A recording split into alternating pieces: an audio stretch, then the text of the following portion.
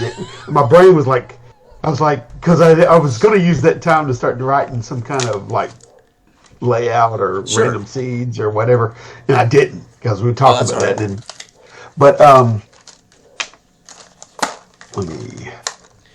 Okay. I just made Uh, again last night using base concepts. I just made, let me go pull them up here. I just made Simon. Simon is professional security slash soldier. Simon is 27, tall, athletic, unmarried, no kids, works as a security guard for the colony civ defense unit. He often works at odd hours and more dangerous jobs so the married guys with kids can avoid the higher risk duties. He is a bit of a loner, doesn't like working with parents, but does follow orders and complies with the Civ Defense Handbook or Civ Defense Protocol. So he's a company man, but yeah. but maybe doesn't like working with people so much. So that's just kind of a quick write-up. And then, again, that's based on what you had given me. Was it when I got home? I don't know when I read that. I read that yesterday morning. I can't remember when I read your... And you pretty much nailed the damn game engine in 7 sentences. And so Yeah, I just took that and said this could be a base concept, Yeah, So and and I know we went over it, and I don't want to go in full because we need to get in the game. But that to me, like once my brain, I was about 30 miles out from the house, right? Just driving back, and it hit me. I was like, why do we have to associate like immediately like the difficulty in our skill level as far as like adjusting that? Like if you separate them and just say, look, it's a risk reward, and everything that we had talked about the night before kind of fed into this. mm-hmm. And like I knew you'd get it right off. I'm like, but to me it was like kind of what Jory says. It's like so simple. Why didn't somebody preconceive of this? It's like if you don't. This is the way I like the game design anyway. I don't like to build it off a foundation of what's previously laid. I'll go back and see if it can be restructured some other way. And like you're saying, you want to build a role-playing game, not a game where you role-play. Which is what Yeah. all role playing is. You're playing a game that people choose to role play in. Yeah, and some games try to enforce role play or reward role play. But yeah, go ahead, finish. Yeah, I mean, as far as like what I had, like I said on the back end, like with the hacks or with even in D&D, you roll under, your abilities if you're going to try to do something, whether it's agility or you made it or you failed, right? And the higher your agility, the more probability of you making it. But to me, I was like, that isn't adjusting for the difficulty of pushback of the world. Right. And that was my big thing. And I said on the back end, and then how do you factor in your gear, your whatever? And I was like, okay, look, just leave that alone. With the one single die drop of a D6, it's recognizable. Not even 2, where you have to do multiplications. You just roll it and then you see. Mm-hmm. And when I got home, I looked up the general competency level of a professional doing their job. It's at 65%. With others, it can raise. And I was like, that's perfect. 4 pips on a D6 is 66%. Yeah. There you go, Yep. And you just leave it there, and then especially just say, look, especially if what we're establishing is a role-playing system. So what matters is who you're gonna be as a person, their job, and then their base proficiencies, as you've outlined simply with a D6 pips. Simple enough. As far as either write-up or whether we want to provide more capsules of how they can kind of encapsulate, whatever. That's all fine-tuning shit down the road. But my point is, mechanically, they know what they need to do, and then what changes would be whether they're in a green, yellow, or red situation. What I love about that is if it's a green situation, one success, they've dealt with it. If it's a yellow situation, they might need multiple successes. If it's a red situation, it could in one failure go really bad for them, right? Yeah. So now, again, how we choose to clue players that you're in a green situation here. We want to use that kind of terminology. We don't know yet, but the point is what you've done is the mechanic part is already ideally as simple as we want it to be for them to again, not to spend a lot of time on philosophy.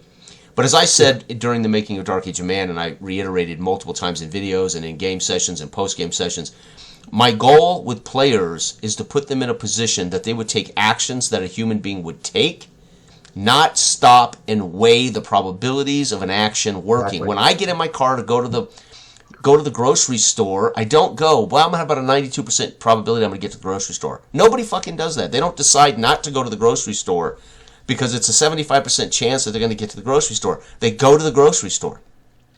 Now, something might occur along the way that challenges them. They lose control of the car in the ice and the snow, right? So before I get in a car when there's 6 inches of snow on the ground, I say, okay, I'm going to have to drive a little carefully today. But I never stop and say, I got a 62% chance to get to the grocery store with 6 inches of snow on the ground. What I say is, I'm going to need to moderate my driving. I'm going to have to be more focused. I'm going to have to make sure I don't overspeed. I'm going to have to make sure do you see what I'm saying?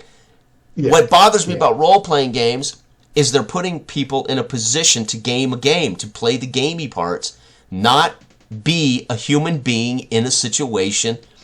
And oh, by the way, you can moderate that. I could moderate that in Dark Age of Man by saying, I'm going to kiss the king's ring finger. I'm going to kneel and kiss his ring finger, but I will stand, look him in the eye, and say, Lord, why won't you let me raise my fjords, right? I'm going to challenge him, but I am going to show deference by kneeling and kissing his ring finger. But then I'm going to let him know I'm here because I want to raise my fjords in defense of my land, right? Yeah. But the way I present myself is in deference to the king, knowing I'm about to challenge the king, hoping that the people I'm playing with recognize that I am, again, like getting in a car with 6 inches of snow on the ground. I'm going to moderate my driving a little more in these conditions. Doesn't guarantee I won't lose control of my car or be in a car accident or my car won't start because it's too cold or whatever the case may be. So, how do we make players come to the table and play a fucking human being in these situations, not constantly thinking about the gamey bits, right? Well, and I think we do that with something as simple as you've come up with. And now, and I like the green, yellow, red for us as the presenter. They don't necessarily need to know, but it's going to influence how we narrate their failure or their success. Well, see, this is what I was thinking. There's so much Dark Age of Man we know, and the players know whenever tension or the risk or the urgency through description, through narrative description, which we need to focus on, changes. So the weight of the risk reward is there. Mm-hmm.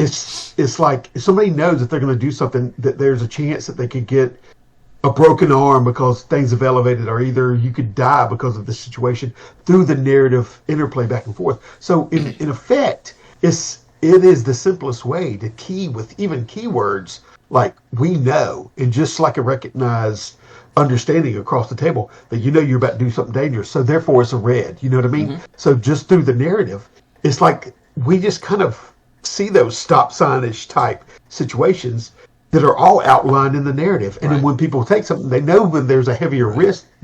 And that is on the back end. Like, if you're a doctor, you walk in there and you're trying to save a man, yet all of your equipment just got racked or whatever like that. So we can make natural assumptions that you're prepared as normal unless situations change them, which will change not the DV so much, but the the threat level or the urgency level or should the narrative situation. Or should hopefully, if you're playing with people of the same genre-specific understanding as the doctor who has no equipment, we've just crash landed, we've lost everything.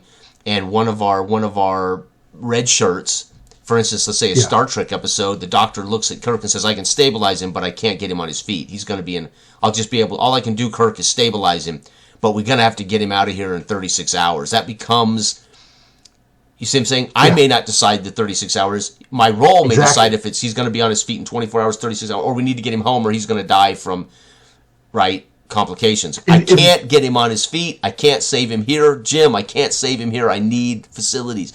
But I can stabilize him roll the dice.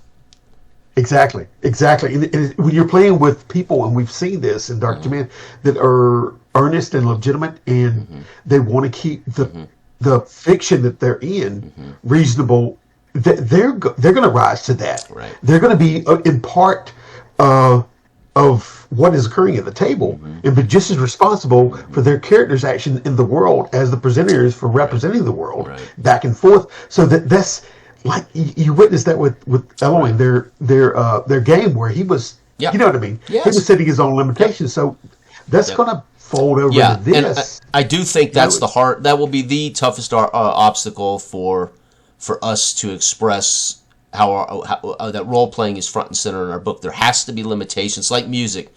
There has to be rules to music, or you have chaos when you try to sit down and play music, or play music that is tolerable, or worse, play with other musicians who are following some semblance of guides.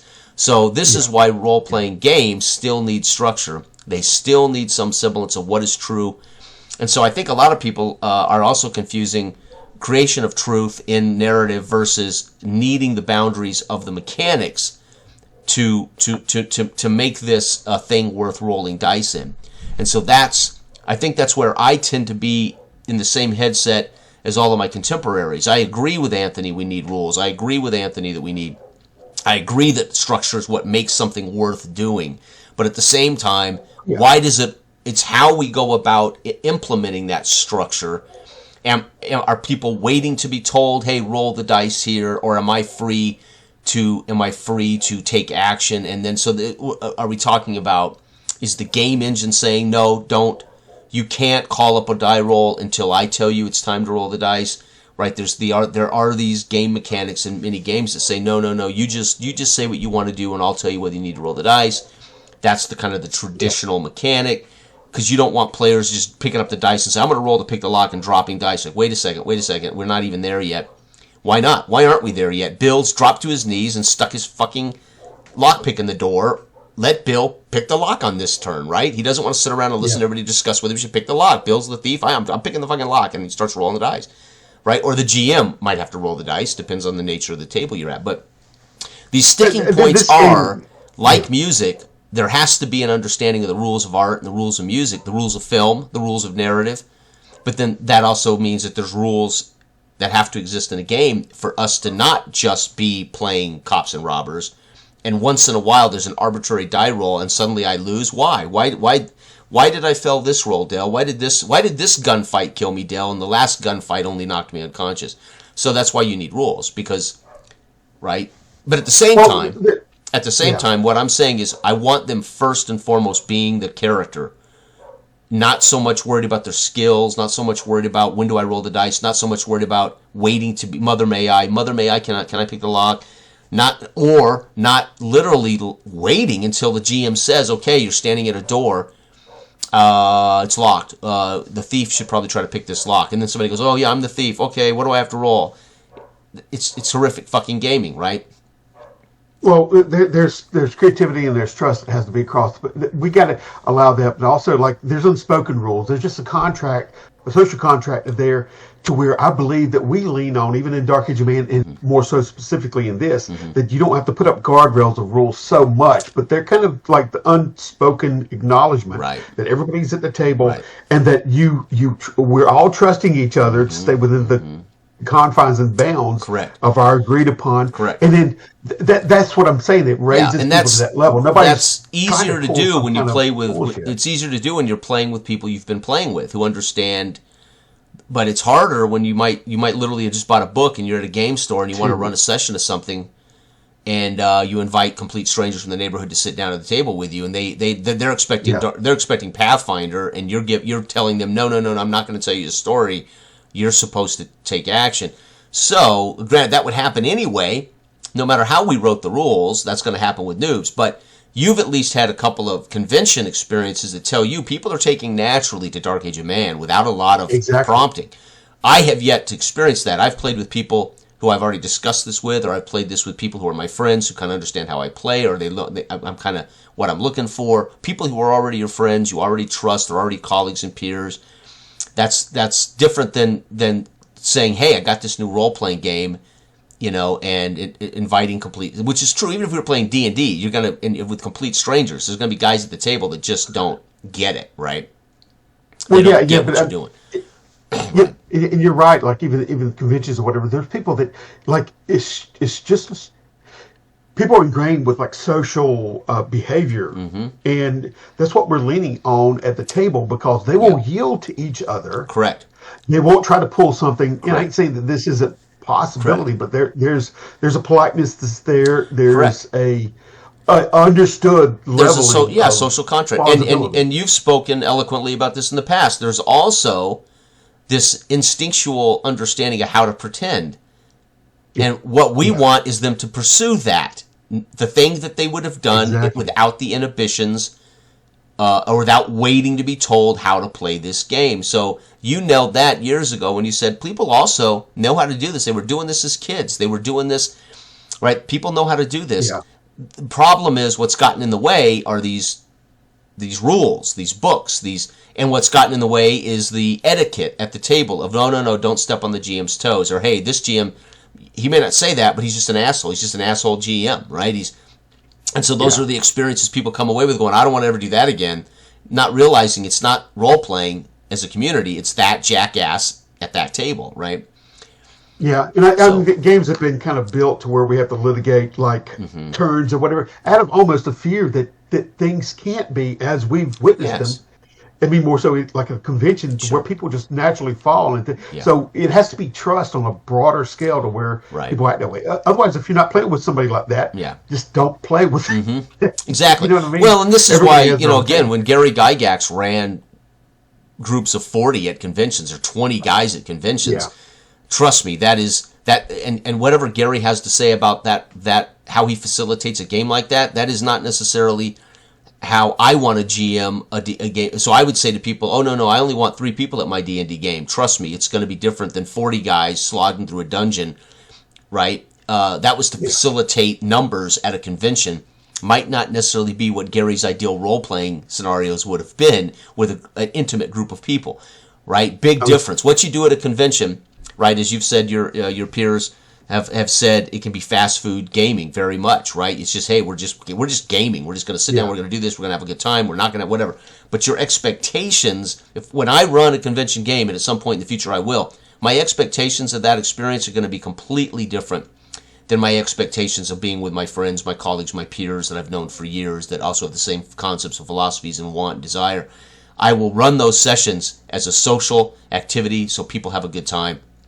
I'm not going to expect people to, and I'm going to expect to have to handle some personalities at those tables, right? Yeah, it's been really rewarding. When I play those games, to see the people from the previous tables, they will come around, slow down, and walk around the table and listen in, and then walk on because they want to find out what happened because they were really intrigued with how things went in their session before, and we don't pre-plan any of this stuff. It just So it's beautiful in the myriad of ways it can go out, and everybody's obliging to that. And my conflict, and I'm honest about this. I've said this before. My conflict is I love the games. I actually love games. I love the mechanics of games. I love how games function. I love how games operate. So my biggest internal conflict with games is at the same time I want to create a space that's entirely rich for role-playing, in character, as character role-playing. At the same time, I can't help but love the attributes and the random die roll to create those attributes and what that means. I can't help but say, hey, encumbrance means something. I can't help but say, hey, torches have a lifespan. There is this part of me that also is conflicted in that I love the game elements, right? Which is why I found myself, but again, is that because I grew up doing it that way and it's just that familiar and it's just what I've come to grow and love, just my first love. It's my first, it's my first girlfriend, so I'll always have fond memories of that kind of thing. Or is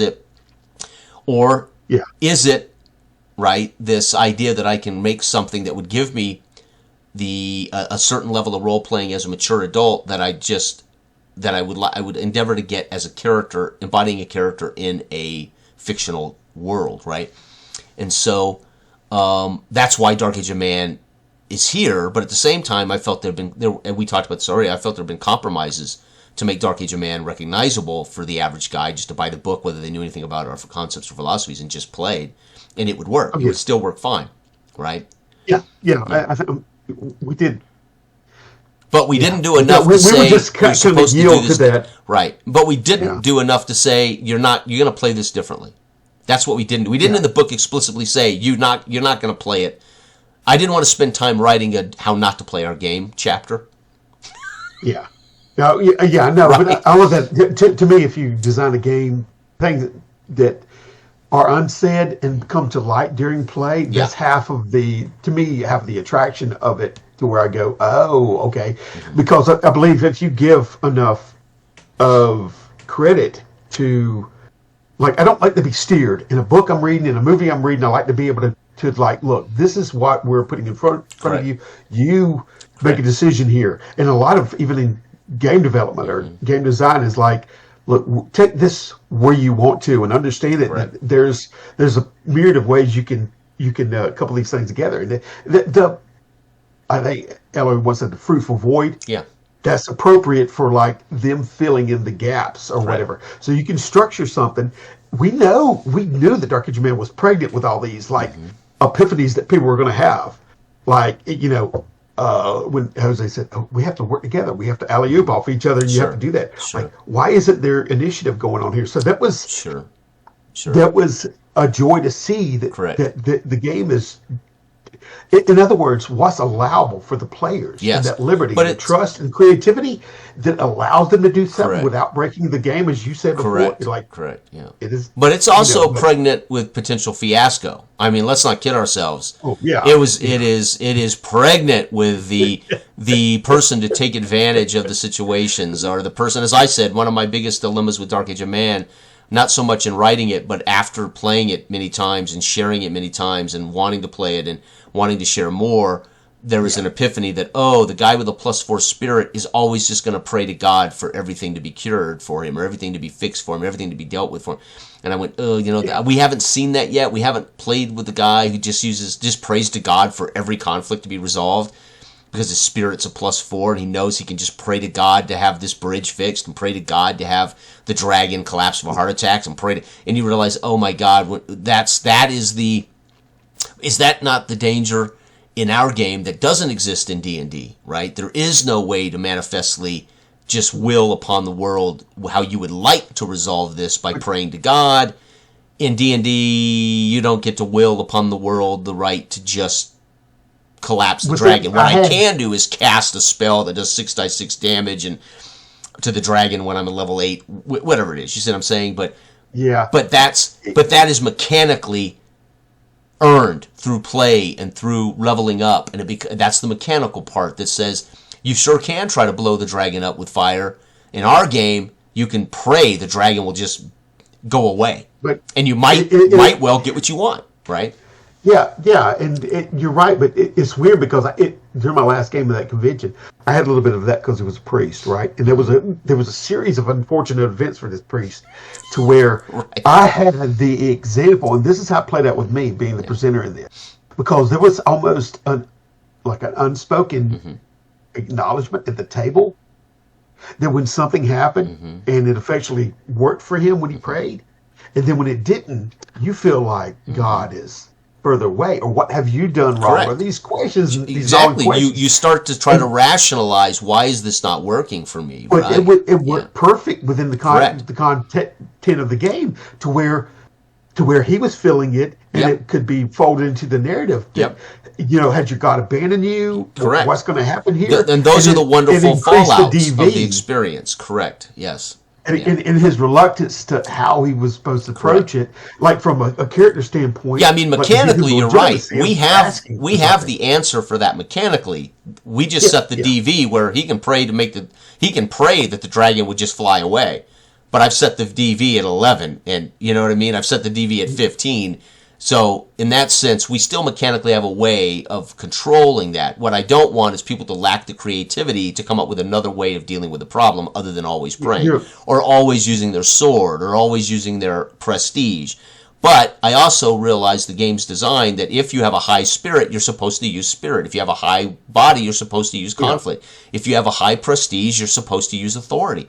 So this is true of any game, except some games mechanically say a fighter is only relevant once we're dropping dice in D&D. It's a fighter has zero relevancy until we drop dice in combat. Outside of that, they're just a character with an opinion. They're just a character who says, no, I don't want to go that way. I want to go this way. Outside of that, they have no power in game until they're dropping dice in combat. That's it. I mean, if you think about D&D, you were a victim waiting for things to happen to you. your only choices come and going right, left, yes, no, home, let's go home, let's camp, let's... Meanwhile, you still only effectively affect the game as a fighter only when we're rolling initiative and dropping dice in hand-to-hand melee combat or whatever, right? A thief can affect game in a myriad of ways that has nothing to do with combat, right? A thief literally gets to play in any scenario, just about, right? Yeah.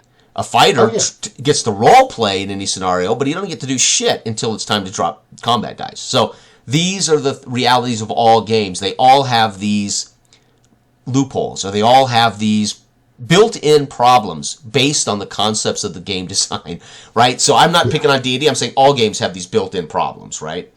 Now, if you play the game's rules as written to get that experience and accept that those loopholes or those problems are there, you're going to have that experience. It's going to be what it is. You may like it, you may not like it. Instead of bitching about it or homebrewing it to try to make the fighter relevant in all situations, which is what D&D's evolved into. How do we make every character at the table valid? You don't. It wasn't designed to be.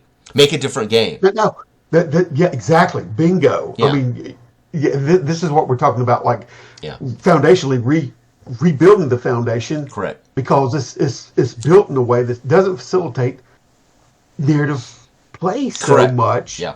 It isn't prompting that. It's prompting the next combat move. Right. Like you said, when Gary was sitting there with 40 people, 20 people at the table, that was what it was built for. Correct. It was built for, and it filtered down through a caller that was telling you what it was doing. Yeah. And let's move this platoon over this way. And I don't know, and this is where I think Gary probably said originally, this is not, I don't know what you're talking about, this isn't role-playing, I don't know, whatever. Exactly. Right, because for him it was like, how much honestly, what is role-playing? And I've talked about this ad infinitum. I've defined role-playing, I've looked it up, I've defined it, I've looked up definitions of it.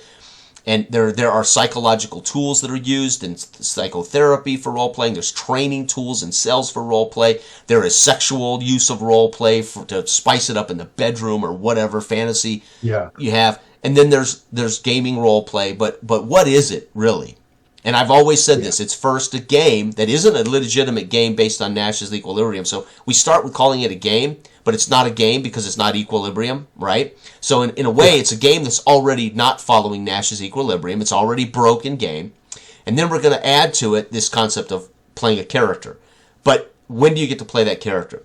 And years ago, Anthony said, role-playing interruptus. When I was bitching in one of my videos that I was so well at doing at the time, complaining about experiences that weren't ideal. And I was talking in a way I didn't define it as that, but Anthony said you're referring to role-playing interruptus, which is exactly what I was ultimately getting at. I was frustrated because I felt like my role-play, my in-character role-play, was constantly being interrupted by some fucking arbitrary mechanic that had to be dealt with at the time, right? But it wasn't arbitrary. It was relevant to the game engine, and it was relevant for us to actually play a game. But for me, it was like this stuff just interrupts my in-character as character. Which, from those early experiences as a player in those games, to becoming the guy who says, hey, I want to write a game that changes the seat of the GM, but also inspires players to role-play in-character as character without a lot of interruptus, which is the birth of what became Dark Age of Man, those concepts. Yeah. Now here we sit going, yes, and I still think we made compromises that it would be nice if we can take it to the next level. It would be nice if Space Age of Man is the full breadth of the concepts we were trying to introduce in Dark Age of Man, right? Without compromise. So that's the goal now, and we'll see if we can pull it off, right? Before we start our game, I've recorded this. I'm going to go ahead and save this. We can always, that way if we want to share this, we can. If we don't, we don't have to. Okay, I want to make one point before you stop that, because like this is what I see is about a pause. When you talk about spirit, are you talking about there's certain magical or super natural aspects of Dark Age Man that I think the system itself, Adjustable DB, warrants and can contend with for the most part. Like, even though there may be ultimately deeper issues with like somebody getting stuck in a rut of just leaning on that, praying to whatever, I did feel like there's a natural thing when you're in character as a character to feel estranged from God if you don't do this. True. And it plays off, so that's kind of a launch pad for maybe a more enriched character portrayal of roleplay that the system prompts. But this right here, when we're going into like what we're suggesting with this mechanic to enable it, I think it more so, at least in me, kind of sets up that it has to be in a situation that doesn't have necessarily supernatural or magical attributes to it, and it'd be more readily like in a game, or at least a genre like space, to where somebody can look at something and weigh that risk reward more so than it could be. Correct. Yeah. Oh, you froze up there briefly. Like, yeah. Okay. Yeah. Like when somebody's this game system would be more appropriate to utilize in a setting where it doesn't have the aspect of supernatural magical, where things are more like creatively attuned to where you want to express yourself, and then you roll a D that can be adjusted. Correct. In other words, I think that's more suited for Dark Age of Man. Well, this, which would step us up into more of a liberating type of correct. And this has been my biggest issue becoming a player in role-playing games over the last 10 years or whatever. Yeah. Is twofold. One, who my character is and what he does well and what his profession is or his skills are, that empowers me to want to tackle the world from his positions of strength. That's normal. Yeah. Right? But my early experiences with D20 in something like Ivan's Lamentation, my early experiences in Lamentations with Ivan, my goal was to be a character first, and his class and his mechanical stuff was irrelevant to who I was as a person. I mean, yes, I just happened to be a cleric, a failed cleric, but how I was experiencing the world was from this character's point of view. Everything was filtered through the character, not through his class. However, he had a profession that ultimately he felt had failed him, and it inspired me to say, I don't need this, and I dropped it and became a fighter. Because my character actually said, I'm not viewing the world through these eyes anymore because it ain't helping me. My God has forsaken me. So I just gave up the cleric cloth. I gave up the cloth and became a fighter in this game because of the experiences as Jurgen that I was having, which was still, ironically, one of my early game experiences, serious game experiences in a campaign, in which this is what's amazing. It's been hard to top that experience, considering it was so early, right? But that's because I came to the game not as most players do. Hey, man, I've made a cleric, level 2, I got 2 spells, I got a hammer and a mace, and I'm going to come at this from this avatar kind of experience, and I'm only going to embrace the game with the things I can do. I came to it as Jurgen, planning on being a character in a situation in a world. And that's how I try to come at all games. However, over 10 years, I've learned to say, I'm pretty much got to come at this game from what my cleric can do, because the guy that's running the game doesn't give a fuck about what I want to be as a person. He ain't giving me any room. He's not giving me any room to be a role player. He's only giving me room to cast healing and to swing my fucking mace. And so the role playing becomes irrelevant, right? Yeah, and then people will say, "Hey, you got to pick another game for that." Well, you can still have guys. I've played many role playing games where there was a little about who I wanted to be as a character in these situations had any impact on play. It was all vanity. It was all irrelevant. And so this has been the big wall that I have crashed headlong into in gaming as a player. Mostly it's mechanical. And if I can't affect the game mechanically, my character doesn't matter. Right. Yeah, I mean, but back in the day, like Gary was running this game, like you said, 20 people, it would be superfluous to sit there and role play with 20 people, because it's really built. I don't think that aspect of role play, it really became effectual until you started going into people's houses where you had 2 or 3 people in the basement playing. Mm-hmm. You know what I mean? As opposed to like a convention thing. Oh yeah. But even growing up as kids, it was definitely more Stranger Things than it was serious role players. I mean, my friends, that's not a knock on my friends. We were kids. We didn't know how to do this thing. It was a game we loved to do. We wanted to fantasize. We wanted to be characters of our favorite books. And I was running the things, putting them through these mysterious dungeons and these dangerous, creepy dungeons or whatever. And they just played, There wasn't a whole lot of talk in character. There was not a whole lot of... Yes, Jeff, it was more my buddies spatting about some shit, It's like you found yourself more often arbitrating a fight between your 2 friends, right? Than you were arbitrating their conflict with the goblin, right? So only as an adult playing with and becoming intimate with a group of guys, in the last 12 years or whatever, 16 years that I've lived here, did I start to have truly remarkable role-playing experiences as a GM, right? Yeah, and that's not to knock. That was not a knock on my best friends growing up. It's just we were kids. That's all you did, right?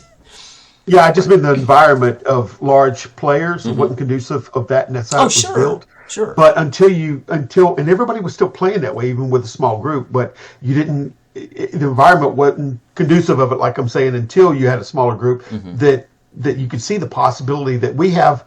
We can be allowed a little bit of leniency in toward like delving into character, or maybe expressing the characters.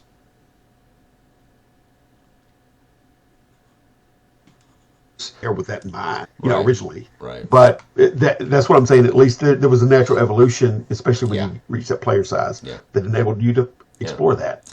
And I think even after reading a couple of books and now being 55 years old with a lot of years of experience, I still find myself saying, "What are we really talking about?" I think mostly we're talking about gaming. And then how you want to call what you want to call role playing can be defined in about a billion gajillion ways.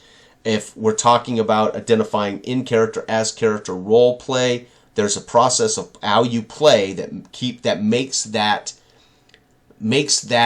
atmosphere the king, right? And there are people who would say we can do that with any game mechanics. I would say you can try to force it with any game mechanics. But some games are just going to be friendlier to in-character as character play, and my goal is to write that role-playing game, right? That is designed for in-character as character play, not for you to bring in-character as character role-playing to just anything, but more, it's built for you to do it from that perspective to start.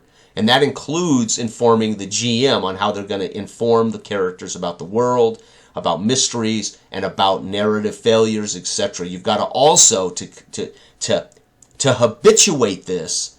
You've got to also tell the GM you can't do this like you do all games. Yeah. Right. No, that's where we're at. Right. So anyway, let me pause this real quick. Okay.